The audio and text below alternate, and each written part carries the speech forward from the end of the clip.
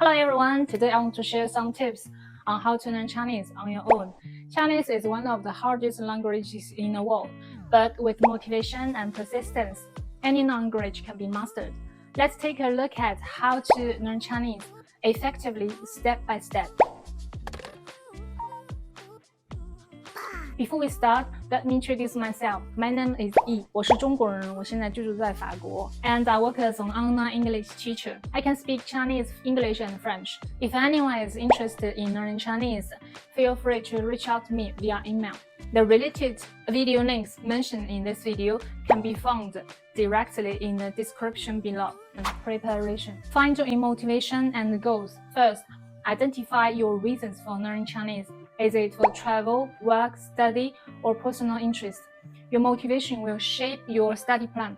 What are your priorities? If it's for work, focus on business Chinese, like writing emails and daily communication. If it's for academic purposes, you may need to prioritize reading and writing skills. Create a study plan. Write down your language goals and motivation in a notebook and data entry. You can use Google Drive to make an Excel study log or a paper notebook if you prefer. For example, if you want to study in China in 1 year, you may need to pass HSK4 exam. Graduate program may require HSK5, even HSK6. Find out how long each level generally takes and calculate how much time you can realistically dedicate each week to create a personalized, clear study plan. The purpose of keeping notebook.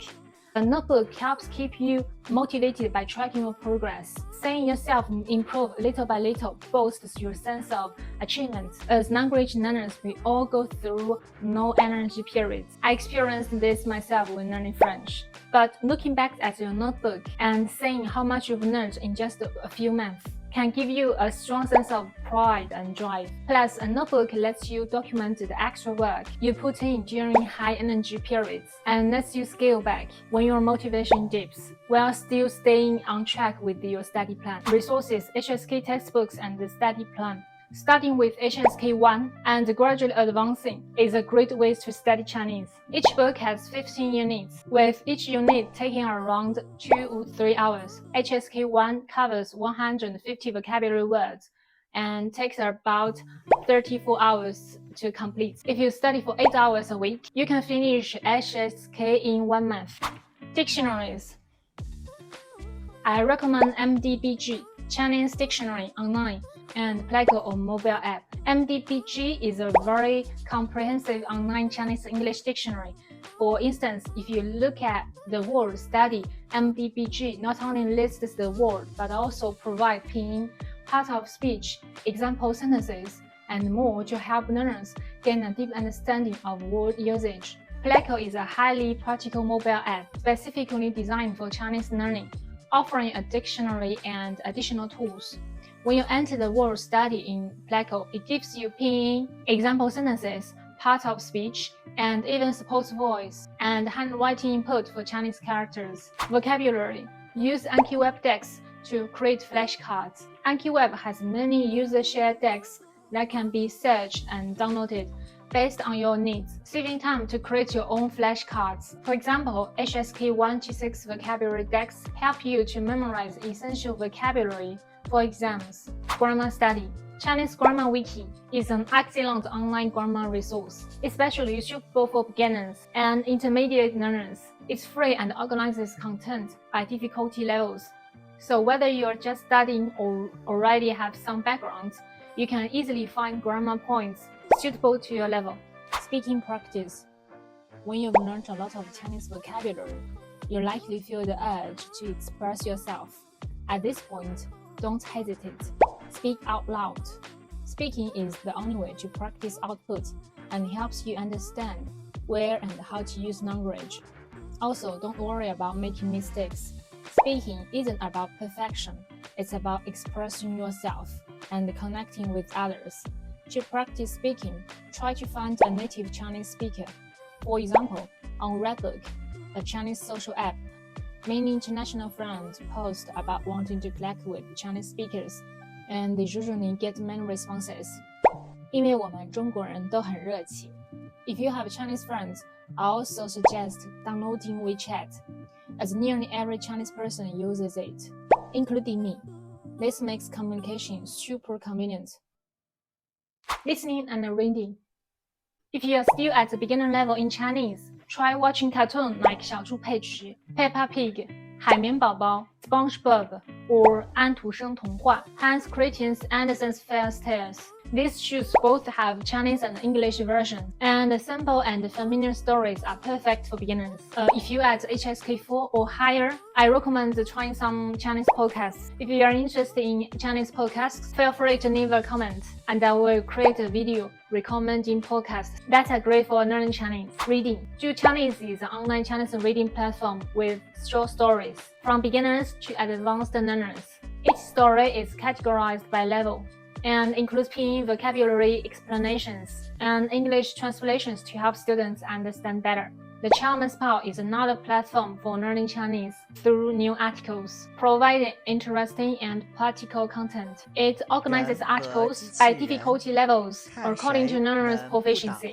Writing skills. If you mainly type on your phone, you don't need to practice handwriting. However, if you want to practice Chinese characters, I recommend Scritter and Daily Mandarin. Scritter is available on mobile phones and the web, and it focuses on Chinese handwriting. It offers a unique system that helps learners master the correct structure and stroke order of the Chinese characters through handwriting input. Daily Mandarin is available on mobile phones. Focus on everyday communication and practical Chinese. It offers a wide range of useful vocabulary and phrases, ideal for beginners to intermediate learners. If you need to type Chinese characters on a website, I recommend 搜狗拼音 or 百度输入法. TV shows and movies. If you are interested in TV shows or movies, I highly recommend learning Chinese by watching videos. If you are into idol dramas, you can watch 微微一笑很倾城, which tells the love story of two computer science students, 贝微微 and Xiao Nai, a very sweet romantic drama. I really love it. 何以笙箫默. 何以笙箫默 is a typical modern romance, telling a deep love story that transcends time and misunderstandings. For light and youth urban drama, check out 爱情公寓. 爱情公寓, a sitcom about a group of young people living together in the same apartment, which is like the Chinese version of Friends. For historical drama, there is 花千骨, 花千骨, which follows a group of 花千骨, played by Zhao Liying, from an innocent girl into a strong woman destined to save the world. 步步惊心. 步步惊心 is about a modern woman, Zhang Xiao, played by Liu Shishi, who accidentally travels back to the Qing dynasty and gets caught up in a complex royal power struggle and a deep love story. 延禧攻略. 延禧攻略 shows the rise of Wei Yingluo, played by Wu Jingyan, from a palace maid to an empress. For action, 战狼. 战狼 is one of China's most successful action films in recent years, following a retired special forces soldier on a thrilling rescue mission in Africa. 战国 is a historical drama about the strategy intelligence of the Warring States period in China. For comedy, 太囧. 太囧 is one of the most popular comedy films in China in recent years, telling the hilarious story of three Chinese travelers in Thailand. 夏洛特烦恼. 夏洛特烦恼 tells the story of an ordinary man who gets transported to a parallel world and changes his destiny, filled with both humor and warmth. It's a comedy film that has both funny and touching moments. I really like this movie. 疯狂的石头. 疯狂的石头 is one of Chinese modern comedy classics, featuring a series of funny events revolving around the precious jade, with a humorous style and a clever narrative structure that is widely praised. For animation, 大圣归来.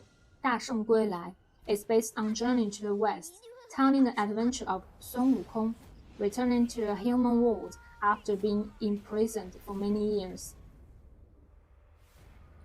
And I absolutely love films directed by 周星驰 Stephen Chow, a talented director I greatly admire. Like 大话西游之月光宝盒，大话西游之仙女奇缘，食神，功夫，喜剧之王。